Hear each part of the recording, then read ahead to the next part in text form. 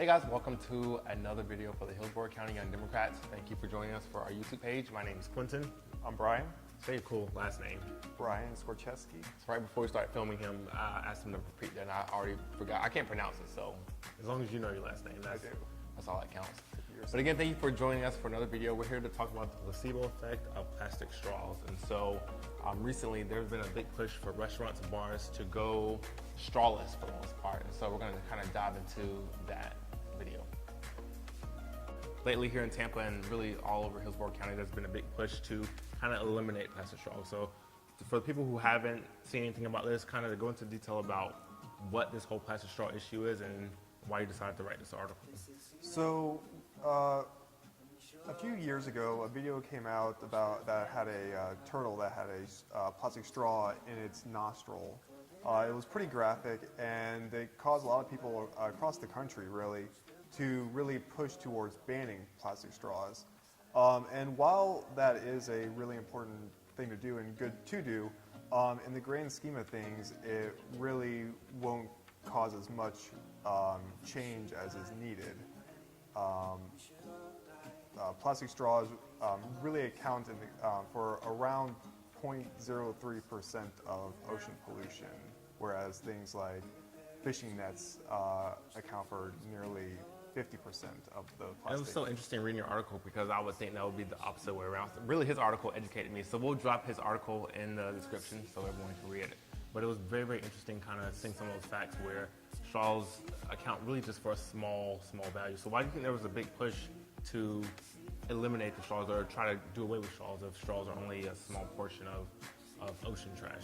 Well, we see straws every day. We don't see fishing nets and fishing supplies every day. So something that people are seeing on a day-to-day basis, as well as something that people feel they can actually make a personal change, will tend to have a more forward place in their mind, whereas things that are happening on the back end of various industries, since you aren't seeing it, it's kind of like out of sight, out of mind. So I definitely don't want people to get the wrong impression about this video and the article that you're writing. And correct me if I'm wrong, but the purpose that you're writing this video is not to kind of discredit people from getting away from straws, right? Oh no, yeah, that's not my intent at all. I mean, reducing a personal consumption of things like straws is extremely important.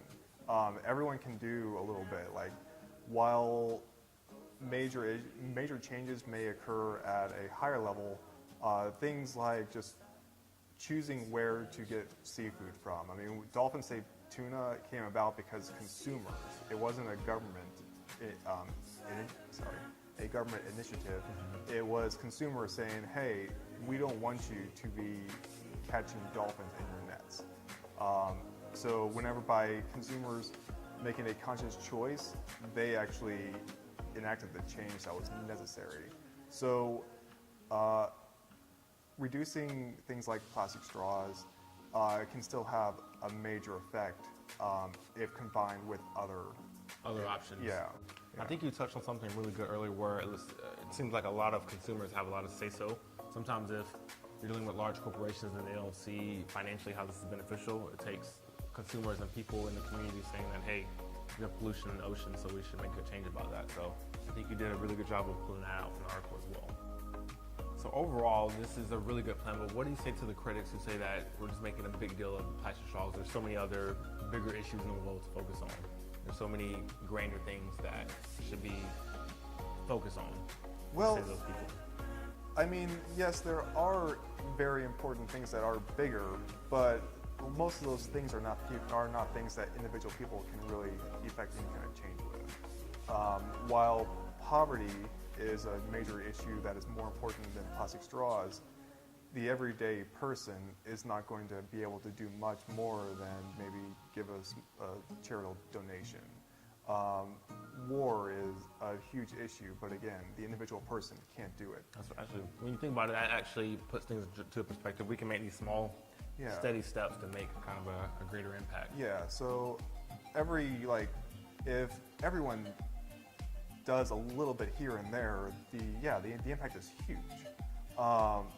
And even if plastic straws themselves are a very small portion of it, they're also something that everyone can kind of rally behind to reducing plastic overall. So, I mean, it's hard to put like a plastic tote box on like the news and be like, this is bad, but if you have a plastic straw that people can easily latch onto as an overall of the plastic that we use and just throw away. Certain types of products can only be recycled so many times before they just aren't able to be done anymore. You actually mentioned that at the very, very end of the article, where sometimes we recycle things and we didn't know specifically where they're going. I think the term you called them was contaminated lots. So combine this with the fact that many recycling centers will simply throw away contaminated lots, which is, for example, a single greasy box. I never heard that term before. What is a contaminated lot? So whenever recycling is done, pretty much it always has to be just that type of product. So it has to be just a certain type of plastic. It can't have like any organic matter. So if you have like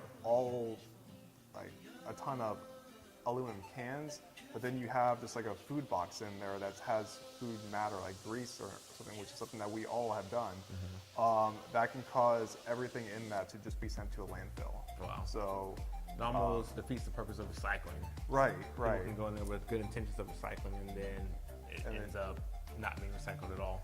Right, because a lot of it is just that there is not enough education and information about what should be done. We just expect that if it says recycle, that, I mean, a certain types of plastics cannot be recycled. Like many plastic bags can't be recycled, but we include them from good intentions, but what ends up happening is that whenever the recycling plants find them, since they can cause issues with like the gears and everything else in it, like getting caught, they just throw away the whole lot. So our intentions are good, but it sometimes means that we do the wrong thing on accident. So I think you're saying we just need more like education when it comes to recycling the right things, not just recycling a broad range of things, but the right things. I think another reason why this is so important is because the plastic that we can possibly save on the front end from going to the ocean actually helps with tourism as well. Since people come to the beautiful beaches all over Florida and in the area to vacation, and they don't want to see trash all the time. Right. You make mention of that in your article where you say having plastic bags rolling around, I love this line, rolling around like tumbleweeds, doing aerial acrobatics is not the kind of attraction that Tampa visitors want. Right. Why is that important? So Jason Marlowe wrote recently about the agricultural runoff, and in his article he mentions... He's going to be so happy that you mentioned him. Right. He's going to be thrilled. He mentioned that around 20% of Tampa workers are part of the tourism industry. So if we are driving people away from our beaches, like Clearwater is continually in like the top 1 to 2 of most beautiful beaches, and the whole region is always in the top 10 for its multiple beaches. But if people are seeing that it's just dirty beaches, they aren't going to come here. And whenever people stop coming here, that leads to layoffs. People are already... Like a chain reaction almost. Right. So by just taking simple actions overall, we are not only making things better for ocean life, but our own lives as well. You're still going to get a little bit of pushback. I know when it comes to plastic straws in restaurants, I know a lot of restaurant owners may not have been the most thrilled, but overall they probably should save money if they're not spending money on plastic straws, right? I would think so. I mean, I'm not a business owner, so I can't really pull figures, but one would think that if you're not purchasing something, that overall you... But then I've seen where they stop purchasing plastic straws because it's government mandated, but then they start purchasing paper straws. So I guess it's still somewhat of a cost. Right, and I mean, plastic straws, most businesses aren't charging consumers, so they're already paying money anyway. Are you paying money for plastic or for paper?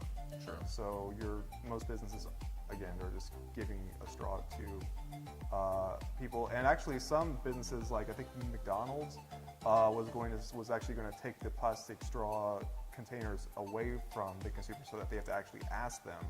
So instead of a person like grabbing 2 or 3, now they're only getting 1. Gotcha. So that can help to reduce the amount as well. I like that. Right. I was one of those kids that would just go and press the right.